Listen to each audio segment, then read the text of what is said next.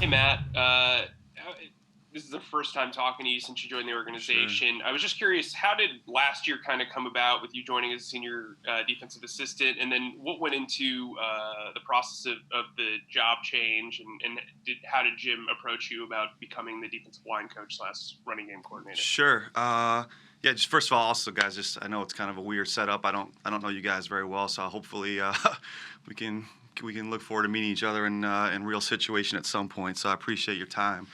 Um, yeah. Last year, uh, when I was let go with Miami, and Jim just reached out to me and just obviously I have a long history with him and a relationship going back to 2004 with him. So, he just reached out and saying, "Hey, I'd love you to come in and, kind of put a new set of eyes on." We had been together for the first 10 years of my career, and then we were apart. I went to Cincy and then went to Miami, and so kind of, I think for him, just sort of, kind of putting a new set of eyes and having taken some of my experiences from those situations and kind of coming back together, the two of us, and being able to look again, obviously having a similar philosophy and played and coached, excuse me, in a similar scheme. But now having sort of some tweaks and some different things that, from my experiences outside of being with him. So I think that was last year. Again, just sort of bringing in and putting some eyes, big picture on some of the things that, he had evolved to from when we had left, and then things that I had evolved from when I had kind of left coaching with him, and just kind of giving him some of my input or some of my experiences. So it was a great opportunity. I really appreciated, him and Doug giving me that opportunity. It's to kind of be around the team and still look at things kind of from a big picture standpoint. And then just this off season, I was, my contract was up and wasn't really sure what was going on with a lot of things. And again, he just kind of, both Jim and Doug, in that window right after the season ended, just approached me about what their thoughts were on handling this and what their vision was for me in this job. And it kind of sounded like something I was excited to do, so I jumped on the opportunity. Hey, Bo Wolf, and then Jimmy Kemsky. Hey, Coach. I have a non-football question Oh, for wow. you, but I'm curious with your perspective of coaching a room that is the majority of guys are men of color, and everything that's been going on this summer. I wonder what your perspective on that is, and what are the conversations that you guys have had in the virtual rooms, I guess. Yeah. It's obviously I think you guys know from sort of the stuff the organization has put out that it's been very supportive and very open conversation. From Jeffrey to Doug all the way down. And I think the guys were grateful that Doug made it a point to sort of have it as a very open conversation and have those discussions in those meeting rooms and make it a very, very open thing. I think being around here last year and able to, build some personal relationships with some of the guys in the room, helps that you have those connections as a starting point. So, yeah, it's been good. A guy like Malik Jackson, for example, who's a highly conscientious guy and very outspoken. It's been great. Like I have a lot of kind of off the field conversations with him and his approach or just things that he's seen and have those discussions. So it's been honestly it's been wonderful for me to have that, just to me, the support of the organization and of Doug to just be able to allow those conversations to happen freely and naturally. So I feel like we've been in a really good spot in that room, and I feel comfortable, coaching those guys and having those conversations with those guys. So it's been a, obviously it's not been the reasoning behind it has been obviously somewhat dark, but I think it's been a positive for me to really open up and have those conversations with those guys. So it's been a good experience for me personally, I can say. Thank you. Sure. Okay, go ahead, Jimmy Kemsky, and then Les Bowen. Hey, Matt. Jannard Avery is an explosive athlete, but with his lack of height and arm length, is he a guy that you can line up on any down, including rundowns, or do you sort of have to get like creative in the way that you use him? I guess just like what kind of role do you envision for him this season? Yeah, I mean, we haven't got to obviously specific roles at this point. All those guys are in the mix, and a guy like Jannard, yeah, who does have a certain skill set.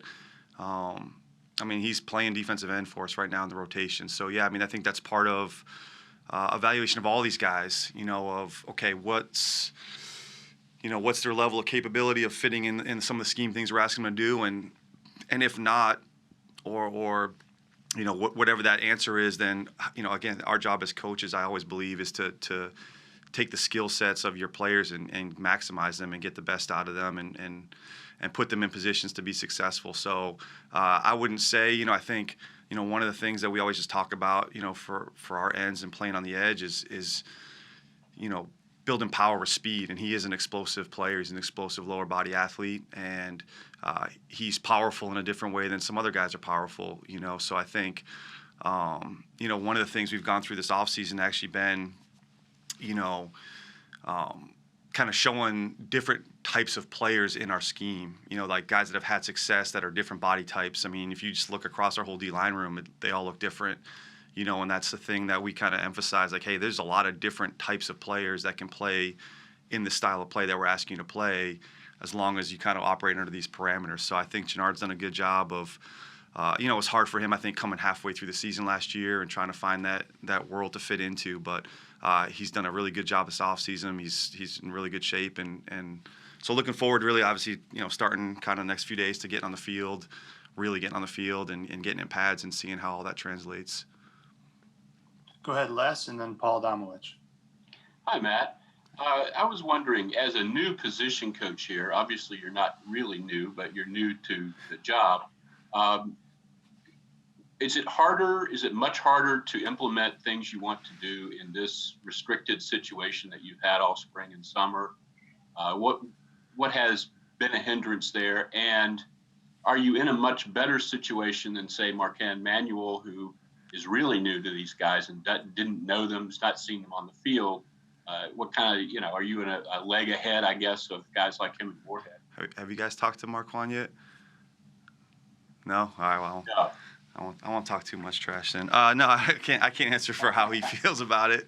Marquand, I go way back as well, so he's a good coach. I think he's in a good job. But I just honestly, like, this whole thing has been, and something that we preach to our players has just been, everything we always do. You guys have all heard, like, hey, everyone has a game plan until the first play of the game, or until you get punched in the mouth, Mike Tyson stuff. And for us, like, the message has been like, this is going to be the most adaptable year, right? Like, we have to be able to adapt to everything that's going on, and things are changing minute by minute, day to day. And so, even with our offseason program, I mean, I was fortunate that I think, I've spent some time with the D-line last year in my role, and again, like I mentioned, built some of those relationships and at least kind of had a feel for the personalities of guys, and they had been around me a little bit, so I do think that helped just from my perspective.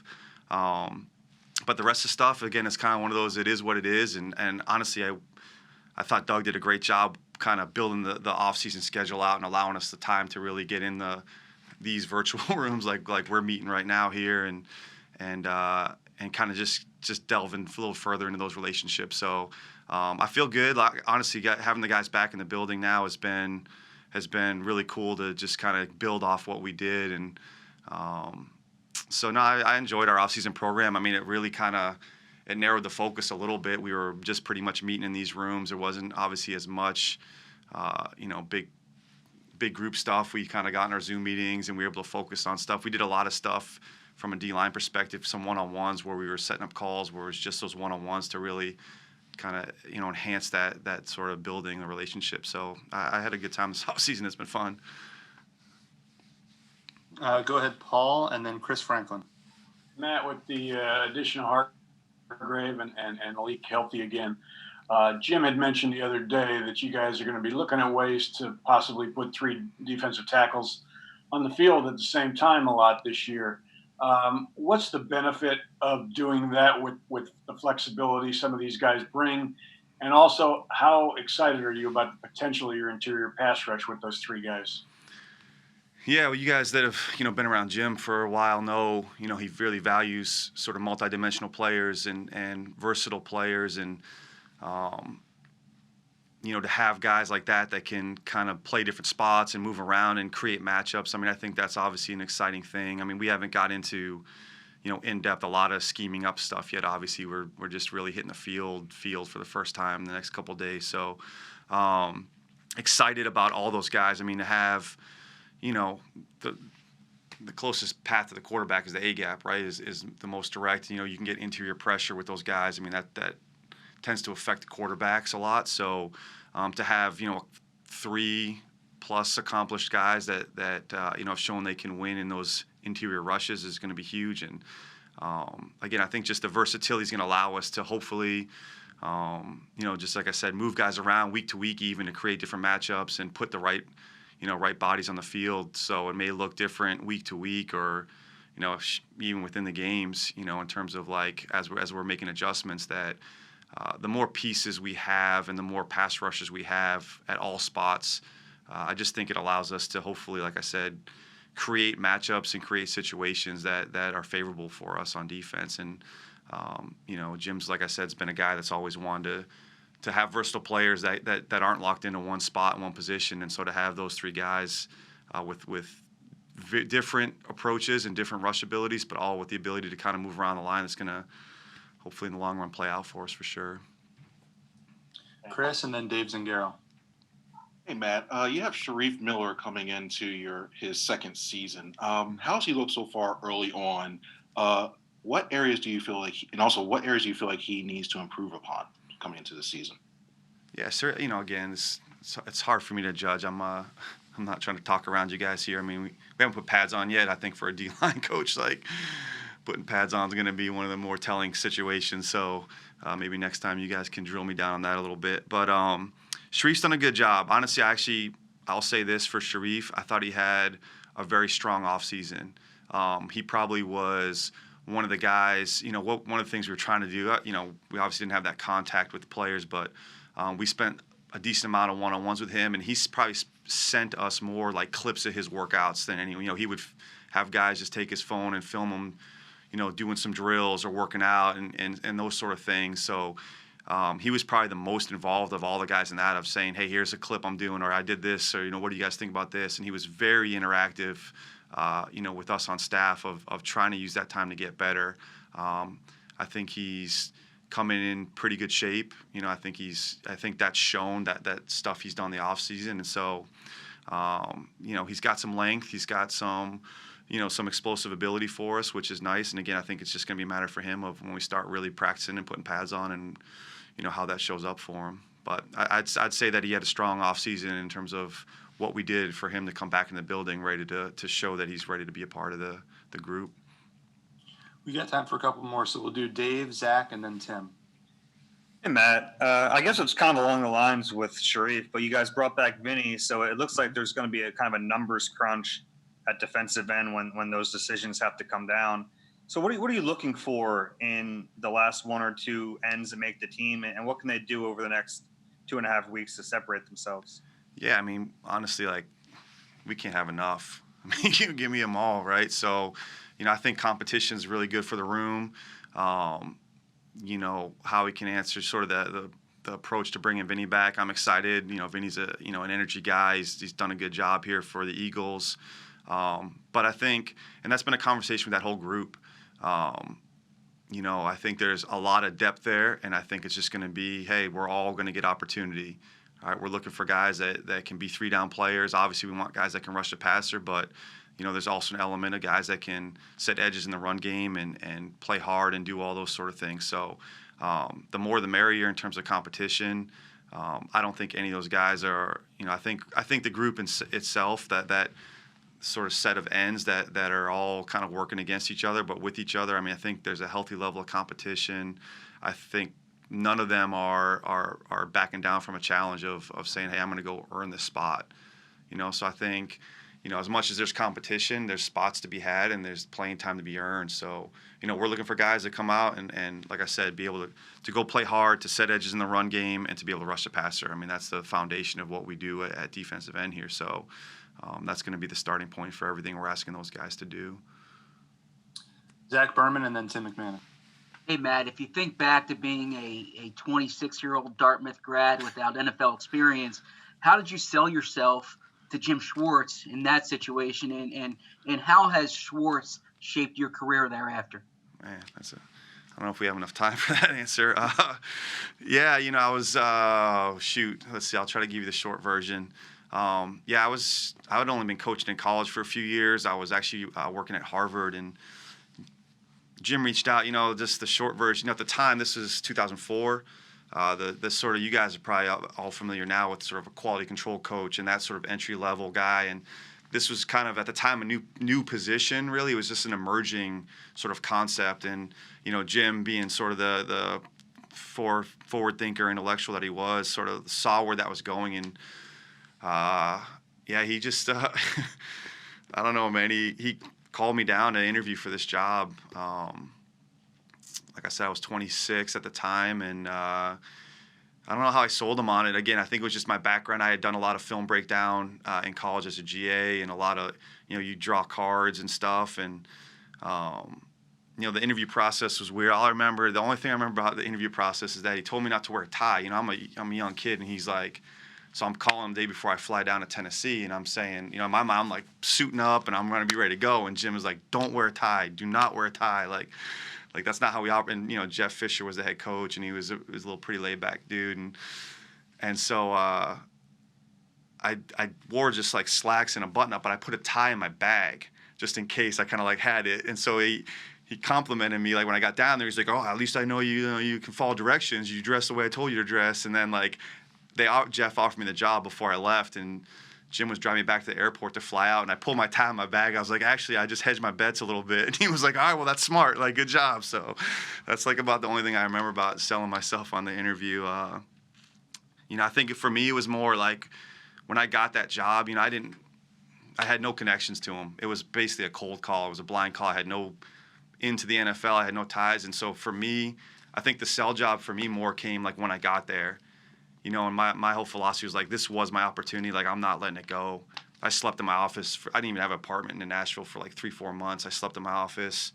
I was especially my first couple of years, I probably worked like 100-hour weeks just because I was like, I'm not going to get another chance. This was pure luck that Jim sort of tracked me down somehow and made that phone call initially. So, for me, the sell job for me was like, I'm going to make sure that once I'm in that I'm not letting anyone take this away from me. So my first 2 years down there, I grinded out pretty hard. I mean, I was sleeping in the office a few nights a week and doing that whole shtick that a lot of people go through. But for me, it was just like, I got the opportunity for whatever reason that was, and I wasn't going to let that go. So I'm eternally grateful for that chance to him, but I thought my sell job for me, I look at it like that. Once I got my foot in that door, like my sell job was like the work I did for those couple years to him, and then obviously enough for him to move forward to Detroit and bring me with him and kind of elevate me through the ranks there. So I have a special appreciation for what he's done for me for sure.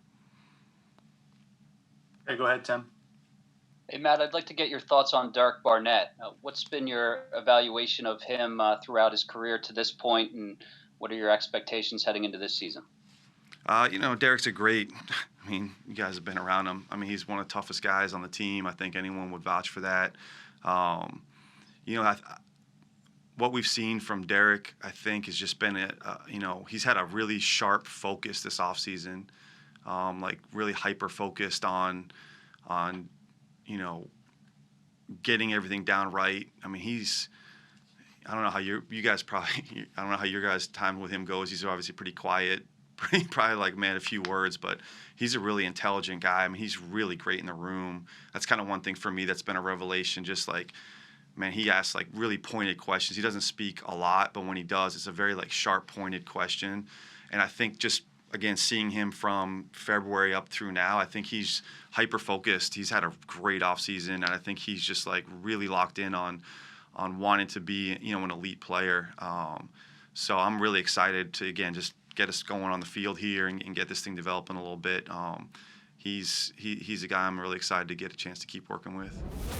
Hey, Aaron, it's nice to meet you, even through the virtual way we're doing it. I guess you guys have had a chance to work with the rookies a little bit more so far than the veterans. Your initial impressions of Jalen Reagor, what he does well, what he needs to work on. He's doing really well. We're learning the playbook right now over the course of the last couple months, and getting a chance to run through it the last few weeks. So it's been really good. He's a powerful guy. He's fast. He's got good hands, and we're doing stuff on air. This is what it's supposed to look like. So to kind of say what things he needs to work on hard. We haven't gone against the defense yet. So, but he's doing a really good job of picking up the offense, learning, and so far so good with Jalen. Paul and then Ruben Frank.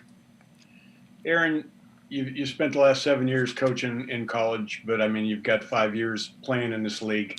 How helpful is that as far as getting these guys to listen to you?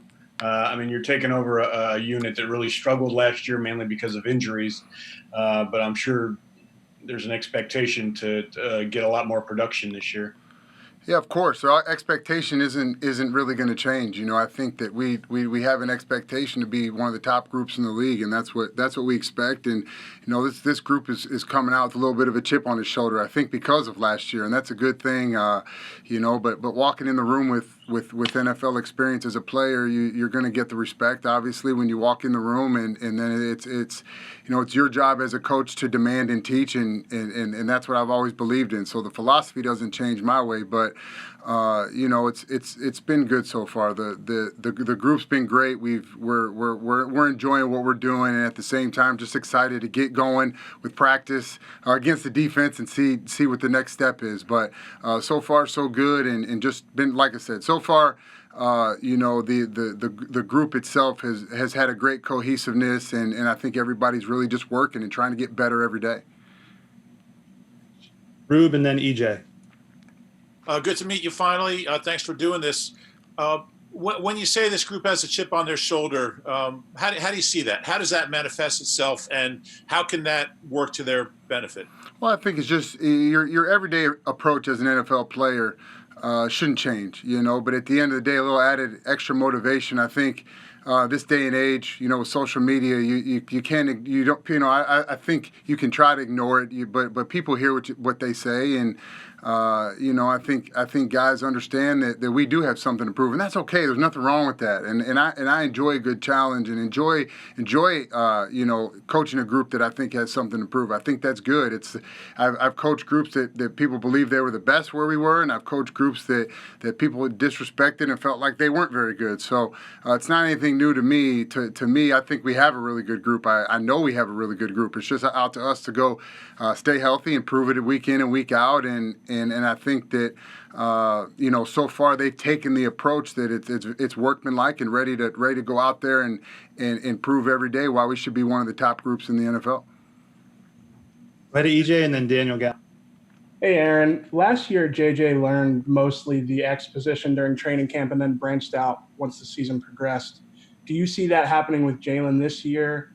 And if so, what spot would he learn? If he could play opposite Deshaun, do you think he's capable of doing something like that with his skill set? Well, right now, we're teaching concepts. We're not positionally, we're moving guys around, just trying to make sure that guys understand the full plays and not just a spot. I think when you learn a spot, you tend to pigeonhole yourself and get yourself in trouble. So we're teaching concepts. We're understanding what's going on from all the spots.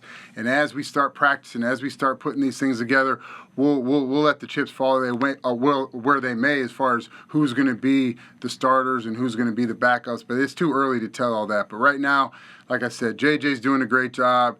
His experience last year of having to move around a little bit because of injuries been great for him, and Jalen's doing a great job as well. So, it's good competition for camp. That's what camp's all about. It's about competing in every day and trying to earn your spot on the team and trying to make sure at the end of the day that we put the best 11 guys out there to play football when we're playing Washington. Daniel and then John McMullen. Hey, Aaron. In talking to some people around Jalen Reagor, they talked about their first impressions of him. On field, it was his ability to run routes. Off the field, it was kind of the way that he carried himself as the son of a former NFL player. I mean, what were your first impressions of him in both of those areas?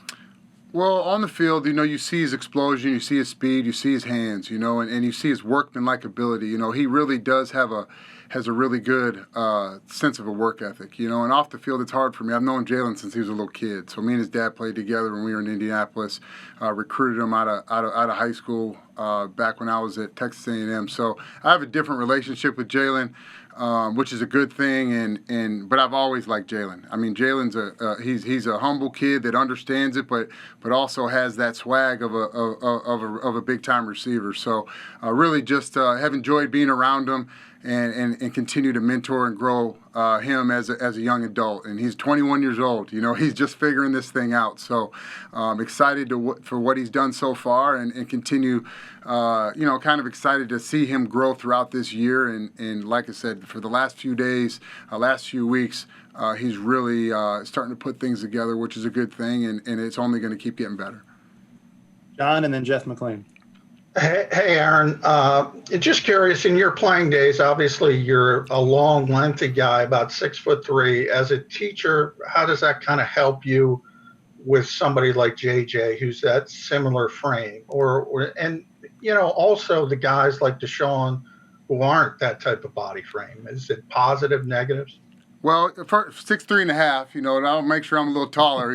Don't short me there, but yeah, no, it's good. I mean, I think you've got the ability. It's obviously more natural for me as a coach because I played to coach the Alshons and the JJs because I understand every move that they're making. I understand where their body's going. I get that, and so those guys are easy. I've had to teach myself to coach guys like Deshaun over the years because it's not as natural for me. Deshaun does things so naturally that I could never physically be able to do. And so as you go through and you grow up as a coach, you tend to kind of understand what those guys' problems are and try to create the ability to help them overcome those issues, right? Same thing with the big guys. You try to help them overcome their issues. And my big thing as a coach, I always say, bring your bottom up. What's your bottom? Whether it's routes, whether it's blocking, whether it's this, you bring your bottom up. If you bring your bottom up, because your top's always going to keep getting better. That's what you're good at. And so you keep bringing your bottom up. That's how guys become really good players. That's how guys become from great players to elite players. So again, I've continued just to kind of look at things that I think guys can improve on over the course of a practice, over the course of the week, and just continue to harp on the good and continue to praise them when they're bringing their bottom up, because that's what the season's about. The season's about continuing to grow throughout the season and making sure at the end of the season you're a better player than you were at the beginning of the season. And so, to answer your question, I think that all these guys have things to work on, but it is easier with a guy like JJ. I get it, like I see it, and so we had a lot of conversations this off season, through our virtual meetings and things like that, of just kind of trying to help clean up some things from a technical standpoint that I think will help him this season. We got time for a couple more. We'll do Jeff, Martin, and then Ed Kratz. Hey, Aaron, you're the Eagles' 5th receiver coach in 5 years. Have you found that your methodology is much different or different in any way than the Eagles' previous coaches? And what is that kind of turnover meant for some of the guys? Has it been an adjustment period? Well, I can't speak on anybody else. I don't know those other coaches' style. Greg Lewis was my roommate in college, so I know him very well. We lived together for a while, and that's one of my really good friends, and so I know his situation a little bit more than the other guys. But my style is my style. I'm not gonna conform my style to, well, this is what this guy needs, or that's what that guy did. I know how I coach, and I know how to get through to people. I know how to motivate people. I know how to like kind of what I was saying. I try to bring the best out of guys, bring their bottom up, and that's truly what I'm about. And enjoying every day. Being here has been great. It's been a tough transition, to be completely honest, with having the COVID crisis and not being in the building and not being around these coaches, not being around these players. It's been tough, but you know what? We adjust and we adapt. That's what we do as coaches. That's what we do as players. And I've really enjoyed the time we have spent together the last couple of weeks in person and getting to know these guys here in person and not just through a phone call or a FaceTime and things like that. So, I really think that the guys have taken to it. Surely a guy like Greg Ward or Alshon, who have been here as long as they have, to have the different receiver coaches every year isn't easy. You know what? But it's my job to make their transition seamless and to be able to say, hey, look, I can help you here. I can help you there. And this is what's going to make you become a better player. And that's my job as a coach. And so that's what I've tried to do for them. I've really enjoyed the guys so far and really, truly have through 2 weeks, have had a great experience, and now it's time to take this thing and ramp it up into high gear as we actually start practicing. Martin and then Ed. Hey, Aaron. Speaking of Greg Ward, I mean, I was wondering what you noticed on his film, when he, especially like the last 4 or 5 games, when he became pretty much the go-to receiver for Carson, and what he can carry that, how he can carry that into this season. Well, I think first and foremost, when you do what Greg did at the end of the year, your confidence goes up, right? A guy that's been on practice squad, you're on practice squad, you're up, you're down, you're always thinking, am I good enough, right? And then you get in these situations and you play well, you perform, makes a game-winning touchdown catch. That takes your confidence through the roof. That's half the battle sometimes in the NFL, is just knowing you can do it. And having the quarterback know you can do it. So Greg's in a good mental place right now. And so as you look at his tape, he's a very natural receiver. He's good. He has good spatial awareness. He understands where the zones are. He understands how to beat man coverage. Obviously, some of that can come from his quarterback play of understanding how things are supposed to look. But he's a natural athlete. He's a natural football player. I mean, I've known about Greg since he was in Tyler, Texas. I mean, this guy is a natural football player, and he was a heck of a player at Houston. And it's not a shock to me that he's starting to come into his own. I think we've gotten here at the same. For me to get here at the time that he's kind of coming out into this kind of into his own is good, because I've allowed to kind of show him a few different details that I think he's going to be able to use this year. Hopefully, take his game to the next level. But Greg's been great. He's one of the leaders of the room, if not the leader of the room. And really, so far, he's been nothing but exceeded my expectations. Thanks. Hey, Aaron, nice to meet you. There are several receivers, I think, on the roster now, 10, 11, 12 players working at that position. How challenging will it be for you, especially your first year around these guys, to determine who makes this team, and especially with no preseason games? And how difficult will it be for the players themselves to sort of separate themselves over this next month? Well, the good thing is it's my job to put them in position to make plays. It's my job to put them in position to succeed. And as you're going through, the guys, you got to make sure that you're not holding anybody back. You're putting them in position to make plays, and then seeing how they do, seeing how they react when they don't make the play. Right? Are they gonna go the rest of the practice? Are they gonna go the rest of that period and not play well, or are they gonna bounce back and step up the next time that they have an opportunity? And that's my job, right? As far as who makes the team, that's kind of up to Doug and Howie. That's my job is to coach these guys to get them right. If they ask my opinion at the end of camp, I'll give it. But if they don't, we'll move forward with the guys that they feel are the best to give us the best chance to go out week 1 and beat Washington. And I think we have a great group. I think we got a tough group, and we got to continue to grow over the course of the next few weeks. But I do like the group we have. I think you've got some young guys that are going to step up and have to continue to get better as the year goes on, and you've got some veterans that we need to keep healthy and get healthy that are going to take this group to the next level. Thanks, Aaron. Thanks, everybody. Absolutely. One last thing, guys, I'd like to say, Howard Mudd was my offensive line coach when I was in Indianapolis. Just wanted to say rest in peace to Howard. A great man, made me a better player, made me a better man. And that's sometimes the offensive line coach, isn't, for a receiver, isn't the guy that you go to. But Howard, from top to bottom, we've had a bunch of group texts with all the guys, and everybody said the same thing. Made him a better man, made him a better player. And I know he was here for a while for you guys that have covered it. So just wanted to say rest in peace to Howard Mudd. Thank you.